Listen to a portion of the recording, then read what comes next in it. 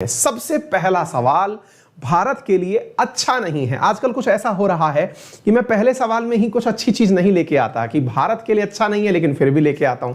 क्यों नहीं लाएं? क्योंकि आपको पता भी तो होना चाहिए ना कि दुनिया की जियोपॉलिटिक्स किस प्रकार से चलती है। आइए, यूनाइटेड नेशन सिक्योरिटी काउंसिल में इन दिनों एक गजब धूम मची हुई है और वो ये है कि प्रधानमंत्री नरेंद्र मोदी जी अध्यक्षता कर रहे हैं यूनाइटेड नेशन सिक्योरिटी काउंसिल की, जो 15 सदस्यीय बॉडी है, जिसमें 5 परमानेंट सदस्य हैं, 10 नॉन परमानेंट मेंबर हैं। 15 लोगों की मिला करके जो एक सिक्योरिटी काउंसिल की एक समिति बनी हुई है, उसकी अध्यक्षता इन दिनों भारत कर रहा है। 1 महीने के लिए ये हमारा टाइम आया है। हम बहुत खुश हैं कि यूनाइटेड नेशन सिक्योरिटी काउंसिल के अंदर इंडिया अध्यक्षता कर रहा है।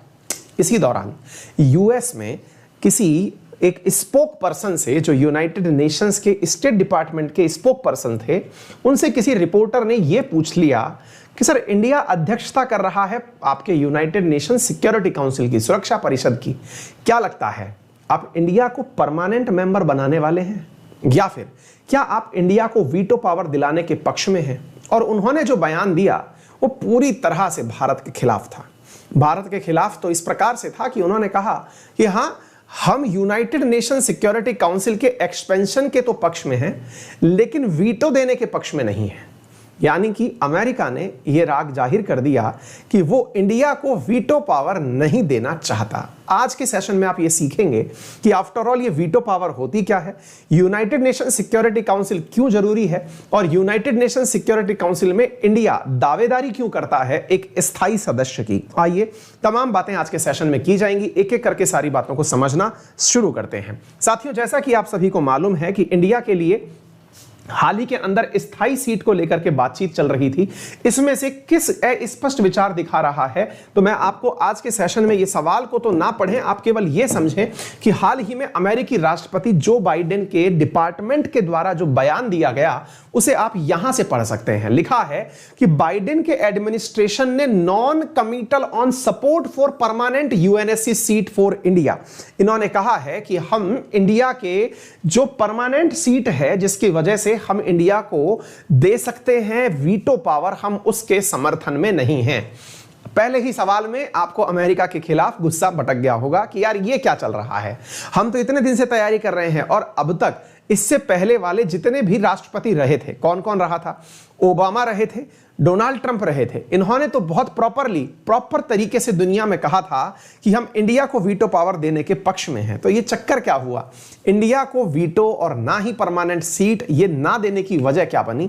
आज के सेशन में हम आपके साथ डिस्कस करेंगे क्यों अमेरिका डरता है इंडिया के साथ। तो कुछ बयान है, उन्हें आप वैसे ही पढ़ें जैसे लिखा हुआ है। साथियों, हाल ही के अंदर इंडिया की प्रेसिडेंसी, जो कि अभी यूनाइटेड नेशन सिक्योरिटी काउंसिल में चल रही है, इसे लेकर के बयान पूछा गया था एक प्राइस नामक व्यक्ति से। ये एक स्पोक पर्सन है। इनसे सवाल पूछा गया, तो इनसे पूछा गया कि बताइए, एक रिपोर्टर ने इनसे यूएस कॉन्फ्रेंस के अंदर पूछा, तो इन्होंने कहा कि इंडिया के साथ काम करना यूनाइटेड नेशन में ये एक अच्छी बात है, मतलब हम लोगों के लिए भी अच्छा है, हमें अच्छा लगता है। हम सपोर्ट करते हैं building A consensus of modest enlargement of the security council of both permanent and non permanent member, provided it does not diminish it's effectiveness or its efficacy and does not alter or expand the veto। मतलब इनका कहने का यह है कि हम United nation के अंदर परमानेंट और नॉन परमानेंट सीटों को बढ़ाने के तो पक्षधर हैं, लेकिन वीटो पावर केवल 5 ही लोगों के पास रहे, हम इसके समर्थक हैं। तो अब आप समझेंगे कि आफ्टर ऑल ये वीटो होता क्या है, जिसके लिए इंडिया इतनी जद्दोजहद कर रहा है और देने से ये लोग मना कर रहे हैं। ये सरकारी बयान है, इसलिए मैं आपके सामने इसको इन्वर्टेड कॉमास में लेकर के आया हूं। प्राइस ने जो कहा वो हम एज इट इज आपके सामने लेकर के आया हूं। असल में इनसे यह पूछा गया था कि क्या बाइडेन प्रशासन सोचता है कि भारत को permanent membership UN security council में मिलनी चाहिए? तो इन्होंने कहा कि यूनाइटेड नेशन सिक्योरिटी काउंसिल के विस्तार के बारे में तो हम भी सोचते हैं, यह ज्यादा अच्छी बात होगी, लेकिन हम उसके अंदर वीटो पावर किसी से शेयर नहीं करना चाहते। आइए, तो अब शुरू करते हैं आज के सेशन की मूल भावना कि क्या है परमानेंट मेंबरशिप और क्यों वीटो पावर को लेकर इतनी जद्दोजहद हो रही है। साथियों, जब सेकेंड वर्ल्ड वॉर हुआ था, तो सेकेंड वर्ल्ड वॉर के दौरान आपको मालूम होगा 1939 से लेकर 44 के बीच सेकेंड वर्ल्ड वॉर चला। देखिए, जब फर्स्ट वर्ल्ड वॉर हुआ था ना, तो सेकंड वर्ल्ड वॉर और फर्स्ट वर्ल्ड वॉर के बीच में मात्र 20 ईयर लगे थे। 20 साल में दुनिया के सारे बड़े बड़े देश फिर से भिड़ गए थे। इसलिए दुनिया के देशों ने बैठ करके यह निर्णय लिया कि क्यों ना ऐसा किया जाए कि जितने भी दुनिया के प्रभावशाली देश हैं उनको बिठा करके एक ऐसी संगठन का निर्माण किया जाए, एक ऐसे मतलब समझिए कि एक ऐसे इंटरनेशनल मंच का निर्माण किया जाए जो दुनिया को वापस इतने बड़े युद्ध की तरफ ना धकेल सके। तो पहले विश्व युद्ध के 20 साल बाद द्वितीय विश्व युद्ध का हो जाना कहीं ना कहीं पूरी दुनिया में एक डर का माहौल पैदा कर दिया और यह समझाया कि चलिए एक ऐसा अंतरराष्ट्रीय संगठन बनाते हैं जो तीसरा विश्व युद्ध ना होने दे। और उस संगठन का नाम बना यूनाइटेड नेशंस, संयुक्त राष्ट्र, जिसकी स्थापना आपने 1945 में पढ़ी है। आप मुझे बता सकते हैं कि यूएन दिवस किस दिन मनाया जाता है? आप मुझे बता सकते हैं कि हाल ही में यूएन 75, यूएन एट 75 की थीम क्या थी? ये दो सवाल आपसे किसी भी परीक्षा में पूछे जा सकते हैं। कमेंट बॉक्स ओपन है, आप जल्दी बताएं। चलिए, तो मैं थोड़ा आगे बढ़ता हूं। उस परिस्थिति में यह निर्धारित किया गया कि दुनिया के सभी देशों को आपस में मिलाया जाए और एक संगठन बनाया जाए। बोले ठीक है। और उस संगठन में आपसी सहमति से निर्णय लिए जाएं। बोले ये भी ठीक है। लेकिन इस पूरे संगठन की अध्यक्षता करने के लिए, या ये समझिए कि इस पूरे संगठन में सबसे बड़ी पावरफुल एक बॉडी बनाई जाए। उस पावरफुल बॉडी में वो देश हो जो कि सेकेंड वर्ल्ड वॉर के अंदर विजेता बने हों। सेकेंड वर्ल्ड वॉर में विजेता कौन कौन था? यूनाइटेड स्टेट था, यूएसएसआर था, चाइना था, ब्रिटेन था और फ्रांस था। ये 5 बड़े देश जो थे, असल में चाइना तो एक विक्टिम था जिसको बाद में इंडिया ने पोजीशन की मना करी। इंडिया को भी कहा गया था कि आप परमानेंट मेंबर बन जाइए। इंडिया ने 1950 में यूएस के कहने पर परमानेंट मेंबरशिप नहीं ली और 1955 में यूएसएसआर ने हमसे कहा कि परमानेंट मेंबरशिप ले लो, हमने नहीं ली। वो अलग बात है, कभी उसके बारे में अलग से डिस्कस करेंगे। और इसी कारण से चाइना के पास परमानेंट मेंबरशिप चली गई। एनीवे, तो भारत को परमानेंट मेंबरशिप उस समय नहीं मिली और 5 बड़े राष्ट्र दुनिया के ताकतवर राष्ट्र के रूप में इस यूनाइटेड नेशन की अध्यक्षता करने के लिए एनी टाइम तैयार हो गए। असल में इस पूरी की पूरी संस्था को ऐसे समझें जैसे अपने संसद में 5, बिल्कुल सही, 24 अक्टूबर आंसर आ रहा है। आनंद, समय, अंजलि, अमिया, प्रांजलि, ऊर्जिता, बिल्कुल सही जवाब। वेरी गुड बेटा। हाँ जी, अब ध्यान से सुनिए मैं क्या बोल रहा हूं कि ये जो पूरी कहानी चल रही थी, इसमें से ये निर्धारित किया गया। इसको ऐसे समझिए जैसे अपने संसद होती है ना, संसद के अंदर अपन पढ़ते हैं 543 सीट्स हैं, वो सांसदों की सीट्स हैं। लेकिन उनमें से जो सबसे पावरफुल चीज होती है वो क्या होती है? कैबिनेट होती है। क्योंकि कैबिनेट ही तो है जो पूरे देश को चला रही है। उसी कैबिनेट के अंदर एक नेता प्रधानमंत्री भी होता है। ऐसे ही यूनाइटेड नेशन 193 देशों की एक संस्था बनी जिसमें से एक इन सब के अंदर से कैबिनेट जैसी बॉडी बनाई गई जिसे समझिए यूनाइटेड नेशन सिक्योरिटी काउंसिल। उस यूनाइटेड नेशन सिक्योरिटी काउंसिल के अंदर कुल 15 मेंबर रखे गए, जिनमें से 5 परमानेंट मेंबर थे और 10 नॉन परमानेंट मेंबर थे। इंडिया इस समय नॉन परमानेंट मेंबर है और हम 8वीं बार इस बार नॉन परमानेंट मेंबर बने हैं। नॉन परमानेंट मेंबर का कार्यकाल 2 ही साल चलता है। परमानेंट मेंबर जब से बना है तब से चला आ रहा है। परमानेंट मेंबर जो 5 हैं उनमें कौन से हैं? यूएस, उस समय का यूएसएसआर जो अब रशिया बन चुका है, ब्रिटेन, फ्रांस और चाइना। ये 5 देश हैं, 5 परमानेंट देश हैं जिन्हें हम P5 के नाम से जानते हैं। साथियों, इन्हीं P5 में दुनिया के अन्य देश शामिल होना चाहते हैं। अब आप पूछेंगे ऐसा क्यों होता है? आइए अब उसके बारे में बताते हैं। वास्तविकता में होता क्या है साथियों कि यूनाइटेड नेशंस के अंदर जो ये 5 परमानेंट मेंबर हैं जिन्हें आपने रेड साइन में देखा, ये कुल मिलाकर के 15 सदस्य होते हैं, 10 नॉन परमानेंट और 5 परमानेंट। होता क्या है कि अगर कोई भी रेजोल्यूशन पास करना है, अब रेजोल्यूशन पास करने का मतलब क्या है? मान लीजिएगा कि कोई देश ऐसी हरकत कर रहा है जो कि पूरी दुनिया के लिए संकट पैदा कर सकती है, तो यूनाइटेड नेशन चाहता है कि उस देश को धमकाया जाए। मान लीजिए कि उदाहरण के रूप में नॉर्थ कोरिया हमने उदाहरण ले लिया कि नॉर्थ कोरिया दुनिया के लिए एक अशांति का कारण बन गया कि वो किसी के ऊपर भी बम गिरा सकता है। अब दुनिया के ताकतवर देश आपस में बैठकर विचार कर रहे हैं कि भाई अगर हम नॉर्थ कोरिया को पनिशमेंट सब मिलकर के दें तो विश्व युद्ध हो ही नहीं सकता। ऐसे सोचिए, नॉर्थ कोरिया पर अगर 5 देश मिलकर के निर्णय लें, जो 5 दुनिया के ताकतवर देश हैं वो मिलकर के निर्णय लें कि नॉर्थ कोरिया आगे से बम नहीं फोड़ेगा, तो ऐसी स्थिति में विश्व युद्ध नहीं हो सकता। आप पूछेंगे क्यों नहीं हो सकता?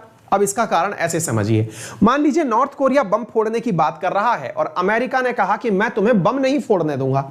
वहीं 5 देश आपस में निर्णय एक जैसा नहीं बना पाए तो चाइना बोला कि नहीं, मैं नॉर्थ कोरिया की हिफाजत करूंगा।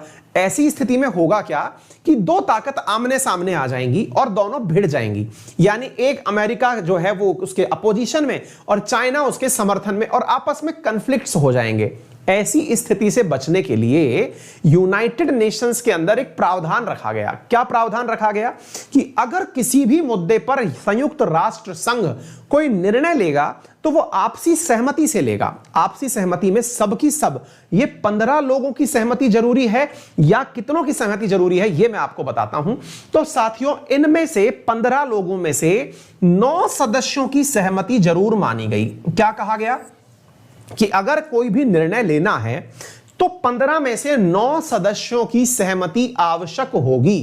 कोई भी निर्णय लेना हो कि नॉर्थ कोरिया से मना करना है यूनाइटेड नेशन को, तो यूनाइटेड नेशन के अंदर से 15 लोगों की बनी हुई जो सिक्योरिटी काउंसिल है, उनमें से भी अगर 9 लोगों ने यह कह दिया कि तुम ये काम नहीं करोगे, तो वो व्यक्ति वह काम नहीं करेगा। उसके बावजूद भी अगर उसने बम फोड़ा तो यूनाइटेड नेशन की जो सेनाएं हैं, परमानेंट 5 मेंबर्स की जो सेनाएं हैं, वो उस देश पर आक्रमण कर देंगी। तो परमानेंट 5 मेंबर की सेनाएं जब आक्रमण कर देंगी तो आक्रमण के डर के कारण वो देश बम नहीं फोड़ेगा। इस वजह से पूरे दुनिया के अंदर शांति स्थापित हो जाएगी। यही कंसेप्ट था यूनाइटेड नेशन का, यही कंसेप्ट था परमानेंट 5 मेंबर का। अब आ गई बात समझ में। तो सिक्योरिटी काउंसिल की ये 5 परमानेंट मेंबर की जो सेनाएं हैं, ये जाकर के क्या कर सकती हैं? अटैक कर सकती हैं। आ गई बात समझ में। यहां तक हो गया मुद्दा क्लियर। अब वीटो क्या होता है, अब वो सुनिए। मान लीजिएगा 15 में से कोई भी 9 देश, 9 देश का मतलब क्या हुआ भाई? 10 तो नॉन परमानेंट है। अब आपके दिमाग में सवाल आया कि सर ऐसा करें, 15 में से 9 ही तो चाहिए। मान लो कि 9 जो नॉन परमानेंट मेंबर हैं, या फिर सर ऐसा मान लो कि यहां से 4 परमानेंट और 5 नॉन परमानेंट, इनने मिलकर के कोई निर्णय ले लिया। एक देश बचा रह गया, एक देश जैसे कि मान लीजिए यूएस बचा रह गया, कि यूएस जो है वो इन 9 लोगों में शामिल नहीं हुआ, वो साइड में रह गया। तो ये क्या कर सकता है? तो साथियों, आपको बस यही जानना चाहिए कि यूएस जो यहां पर बचा रह गया, या फिर इन परमानेंट 5 मेंबर में से जो भी अपना मत समर्थन में नहीं दिया, अगर वो चाहे तो वो इन 9 के मत को बदल सकता है। Point to be noted. यहां पर क्या है कि ये जो 9 लोग हैं, इन 9 लोगों का जो निर्णय है, उस निर्णय को बदलने की क्षमता ये अकेला देश रखता है, अकेला अमेरिका नहीं। इन 5 में से अगर कोई भी चाह ले तो वो इन 5 के चाहने में से नहीं, एक के चाहने से भी वो 9 लोगों का निर्णय बदल सकता है। इसी को कहते हैं वीटो पावर। क्या कहते हैं? Veto power. तो ये वीटो क्या है, उम्मीद है आपको बेहतरीन तरीके से समझ में आ गया होगा। 15 में से मान लीजिए 14 देश, अपन ने तो कहा है मिनिमम 9 सदस्य चाहिए, मैं बोल रहा हूं 14 देश भी समर्थन में चले जाएं किसी भी एक निर्णय के, और इन 5 परमानेंट में से कोई एक ऐसा हो जो ये कह दे कि नहीं, मैं इसके समर्थन में नहीं हूं, तो फिर यूनाइटेड नेशन की सेनाएं उस पर आक्रमण नहीं कर सकती। This is known as veto power. अब आप पूछेंगे ये जो पावर है वीटो करने की, ये किसके पास है? ये केवल 5 ही देशों के पास है। इसी वजह से कहते हैं कि यहां पर नॉन परमानेंट सीटों पर होने का कोई मतलब नहीं है यदि आप कोई निर्णय नहीं ले सकते। आप सोचिए कि 9 लोगों की आवश्यकता होती है, 9 में से आप कौन सी तरफ बैठना चाहेंगे? आप इस तरफ बैठना चाहेंगे या इस तरफ? ऑब्वियस सी बात है, आप उस तरफ बैठना चाहेंगे जहां पर इतनी पावर हो कि वो 14 के डिसीजन को बदल दे। तो इंडिया क्या चाहता है? इंडिया 8वीं बार नॉन परमानेंट मेंबर बना है, लेकिन वो चाहता यह है कि उसे परमानेंट मेंबर में जगह मिले, उसे नॉन परमानेंट नहीं चाहिए भाई। उसको यहां आना है ताकि वो दुनिया पर वीटो कर सके। अब आप पूछेंगे कोई उदाहरण दीजिए। साथियों, कोई मल्टीपल 15 से अधिक बार इस यूनाइटेड नेशन सिक्योरिटी काउंसिल ने इजराइल के खिलाफ प्रस्ताव पारित किया।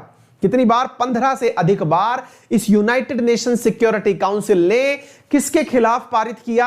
आपके इसके यूनाइटेड नेशन सिक्योरिटी काउंसिल ने इसके खिलाफ, इजराइल के खिलाफ पारित किया। लेकिन इजराइल के खिलाफ प्रस्ताव पारित होने पर अकेले अमेरिका के वीटो कर देने से आज तक इजराइल के खिलाफ कोई एक्शन नहीं हुआ। ऐसे ही भारत और पाकिस्तान के मुद्दे पर भारत के खिलाफ भी कई बार प्रस्ताव लाया गया, लेकिन ऐसी स्थिति में यूएसएसआर ने भारत के पक्ष में वीटो कर दिया ताकि इंडिया पर कोई एक्शन नहीं हो सका। कहने का अर्थ यह है कि सारी ताकत इन्हीं में शामिल है। अब आप पूछेंगे तो अब आप यह बताइए आज हुआ क्या है? हुआ यह है कि इंडिया लंबे समय से अपनी दावेदारी कर रहा है कि हमें इन 5 में शामिल करिए, हमें छठा देश बनाइए। अब आप पूछेंगे इंडिया अकेला है ऐसा कहने वाला या इंडिया के साथ कोई और भी है? तो आइए मैं अब आपको वो बताता हूं। साथियों, इंडिया के साथ में यहां पर इन 5 देशों में शामिल होने के लिए मतलब कौन कौन से देश यहां पर जुड़ना चाहते हैं, मैं अब आपको वो बताना चाहता हूं। जो ये चाहते हैं कि यहां से शामिल हुआ जाए तो मैं आपको वो बताता हूं 1 मिनट के लिए, अदरवाइज क्या है, चलो वहीं से बताना पड़ेगा। इसको चलते हैं। देखिए साथियों, अब इन 5 देशों में तो हम लोग शामिल हो नहीं सकते, छठा बनना पड़ेगा, 7वां बनना पड़ेगा, इस टाइप से। तो इंडिया कहता है कि इस वीटो पावर को एक्सटेंड किया जाए। अब अमेरिका जैसे देश इसको एक्सटेंड तो करना चाहते हैं लेकिन वीटो नहीं देना चाहते। कौन कौन से देश ऐसे हैं जो कि ऐसी ताकत चाहते हैं? तो वो 4 देश हैं। वो 4 देश कौन से नाम से जाने जाते हैं? वो G4 कंट्री के नाम से जाने जाते हैं। कई बार आपसे परीक्षाओं में यह सवाल पूछा जाता है कि वो कौन से देश हैं जो G4 कैटेगरी के अंदर शामिल होते हैं।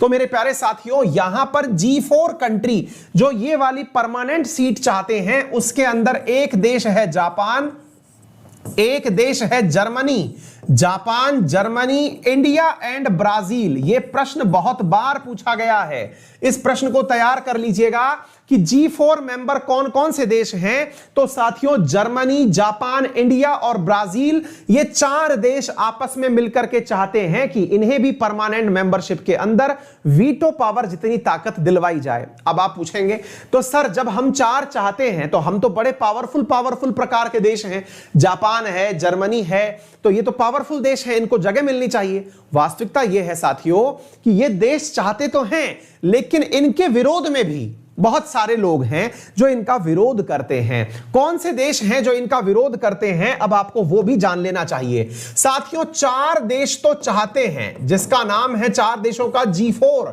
वो क्या चाहते हैं? जापान हो गया, जर्मनी हो गया, इंडिया हो गया और ब्राजील हो गया। ये तो चाहते हैं कि हमें जगह मिल जाए। वहीं पर 4 देश ऐसे हैं जो ये चाहते हैं कि इनको जगह ना दिया जाए और उन्हें UFC के नाम से जाना जाता है। UFC का मतलब हुआ United for consensus. United for consensus के अंदर कौन कौन से देश शामिल है जो कि ये नहीं चाहते कि कोई भी देश इसके अंदर शामिल हो? तो पाकिस्तान, साउथ कोरिया, इटली और अर्जेंटीना। ये कहते हैं कि यूनाइटेड नेशन सिक्योरिटी काउंसिल का विस्तार ही नहीं होना चाहिए। अब आप पूछेंगे कि ये क्या कहानी हुई, ऐसा क्यों हुआ कि ये क्यों चाहते हैं कि यूनाइटेड नेशन सिक्योरिटी काउंसिल का विस्तार ही ना हो? सबके अपने अपने कारण हैं। जैसे पाकिस्तान का तो सबसे बड़ा कारण यह है कि वो इंडिया अगर परमानेंट में चला गया तो पाकिस्तान की कोई पूछताछ ही नहीं बचेगी, फिर तो पाकिस्तान का खत्म होना तय हो जाएगा। तो पाकिस्तान इसलिए बैठ गया United for consensus. United for consensus नामक एक ग्रुप बनाया जिसमें इंडिया का विरोध करने के लिए इसने संगठन बना लिया। साउथ कोरिया, आप पूछेंगे सर ये तो बड़ा समझदार प्रकार का देश लगता है, ये क्यों मना कर रहा है? ये तो डेवलप्ड कंट्री है, ये परमानेंट मेंबरशिप की मना क्यों कर रहा है? रीजन है, ये इसलिए मना कर रहा है कि यदि इंडिया को मेंबरशिप मिल जाए तो कोई दिक्कत नहीं है। दिक्कत यह है कि जापान को भी अगर मेंबरशिप मिल गई तो एशिया में जब 3 लोगों को मेंबरशिप मिल जाएगी, चाइना हो गया, रशिया क्या बोलते हैं, चाइना हो गया, इंडिया हो गया और जापान हो गया, और रशिया ऑलरेडी लेके बैठा हुआ है, तो ऐसी स्थिति में फिर साउथ कोरिया को कोई मेंबरशिप देगा ही नहीं। और कन्वेंशनली अगर देखो तो साउथ कोरिया और जापान तो एक दूसरे के पुराने दुश्मन रहे हैं। वो बात दूसरी है कि अमेरिका ने इनको मित्र बना दिया, अदरवाइज तो जापान ने कोरिया के ऊपर 50 साल शासन किया है।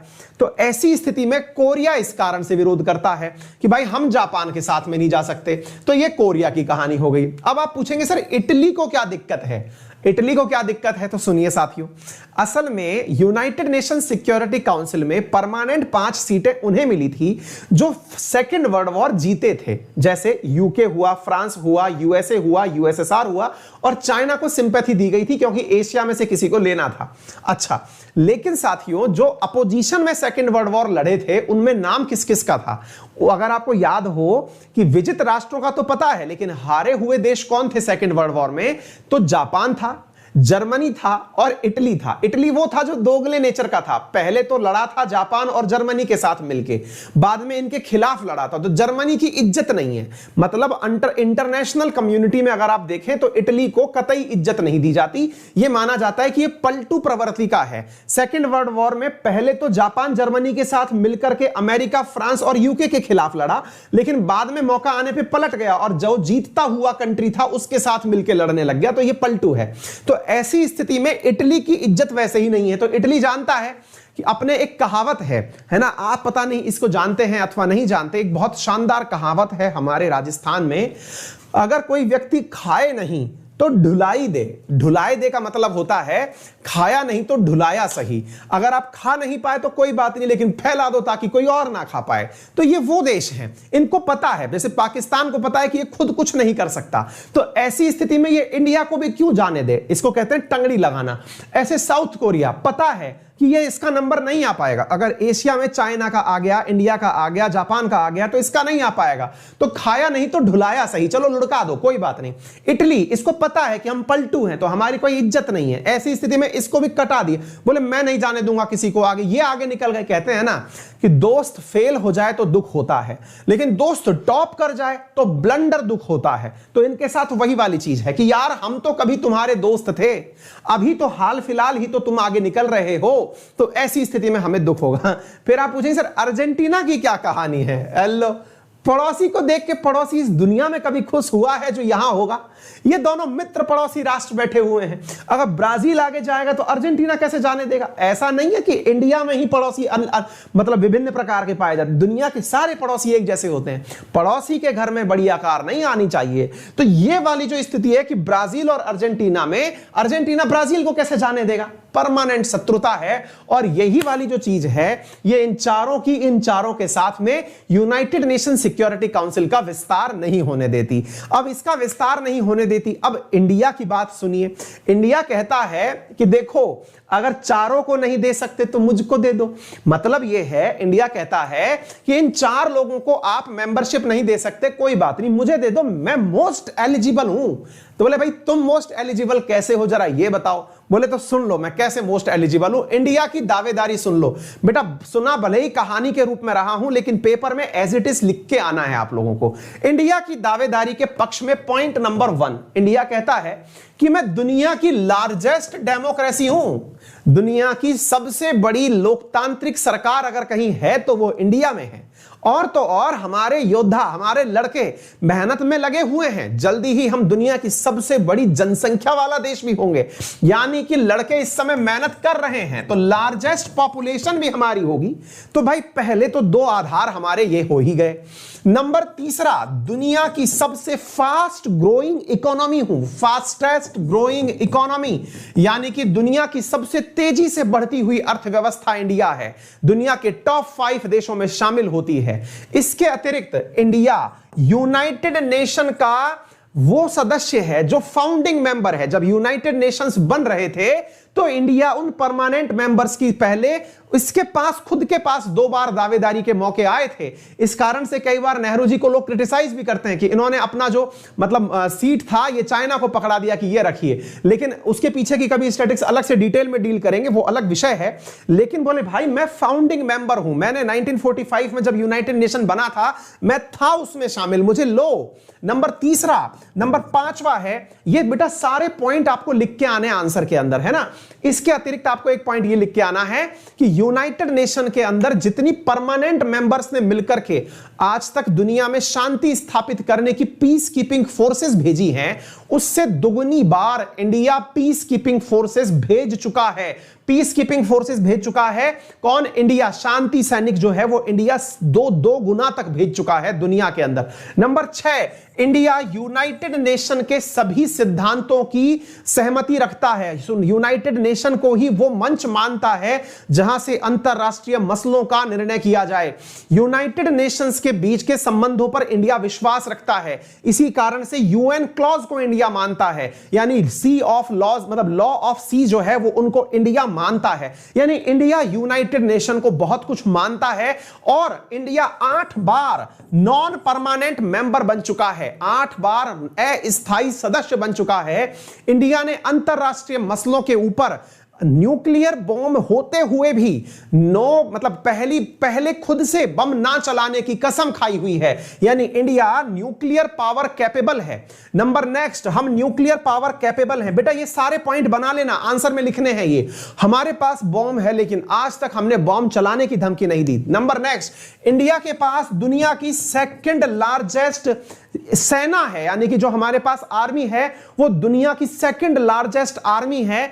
तो ऐसी स्थिति के अंदर हम लोगों के पास में एक इकोनॉमिकल तो है ही है, हमारे पास डिफेंस के हिसाब से भी बहुत बड़ा माइलेज है। और सबसे बढ़िया जो बात है वो ये है कि दुनिया की लगभग 15% आबादी हम रखते हैं, तो इनका रिप्रेजेंटेशन होना ही चाहिए। और इसके बाद में एक पॉइंट और भी है, वो ये है कि यूनाइटेड नेशन के अंदर जो वर्तमान में 5 सदस्य हैं वो पूरी की पूरी अंतरराष्ट्रीय बिरादरी का बराबर रूप से रिप्रेजेंटेशन नहीं करते, क्योंकि वर्तमान में जो सदस्य हैं उनमें से जो यूके है, फ्रांस है और रशिया है, ये 3 तो यूरोप से ही निकल के आ जाते हैं।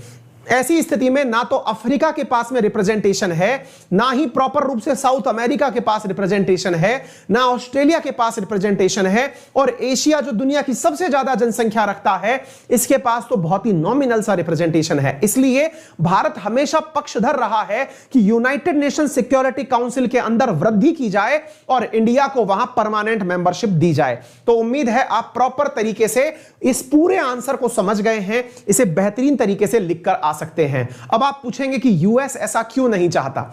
यूएस इसलिए नहीं चाहता क्योंकि इंडिया बहुत सिद्धांतवादी देश है। इसने आज तक यूनाइटेड नेशन के सिद्धांतों की अवहेलना नहीं करी। अगर इंडिया वहां पर परमानेंट मेंबरशिप पा गया तो यूएस को डर है कि इंडिया सिद्धांतों की स्थापना करेगा जिसके चलते अमेरिका की मनमानी रुक जाएगी। इंडिया बराबरी में खड़ा होकर के अमेरिका को बहुत सारे मुद्दों पर समर्थन नहीं देगा। यह अमेरिका के भीतर का एक डर है, क्योंकि ऐतिहासिक रूप से इंडिया जो है वो यूएसएसआर और रशिया का मित्र रहा है।